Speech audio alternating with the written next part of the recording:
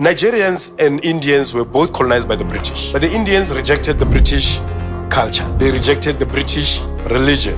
They rejected the British food and hold on to the British technology. And then the Nigerians accepted the British culture, the British dress code, the British food, the British every religion, and rejected the British technology.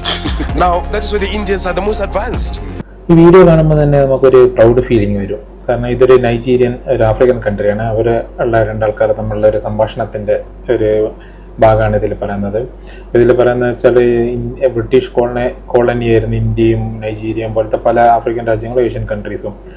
പക്ഷെങ്കിൽ അവിടെയുള്ള ഇന്ത്യയിലുള്ള ആൾക്കാർ അവരെ technology മാത്രമാണ് സ്വീകരിച്ചിട്ടുള്ളൂ, ബാക്കിയൊന്നും സ്വീകരിച്ചിട്ടില്ല. റിലീജിയനും ബാക്കിയുള്ള കാര്യങ്ങളൊന്നും സ്വീകരിച്ചിട്ടില്ല. ഇന്ത്യൻ കാര്യങ്ങൾ തന്നെയാണ് കൊണ്ടു നടക്കുന്നത്.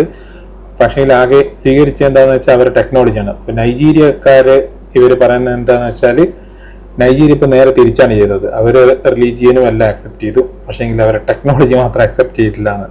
അപ്പോൾ കേൾക്കുമ്പോൾ നമുക്കൊരു പ്രൗഡ് ഫീലിങ്സ് ആണ്. അപ്പോൾ പുറത്തുള്ള ആൾക്കാർ നമ്മളെക്കുറിച്ച് ഇങ്ങനെ പറയുമ്പോൾ നമുക്കൊരു ഫീലിങ്സ്, എന്തായാലും ഒരു രോമാഞ്ചം ഉണ്ടാവും.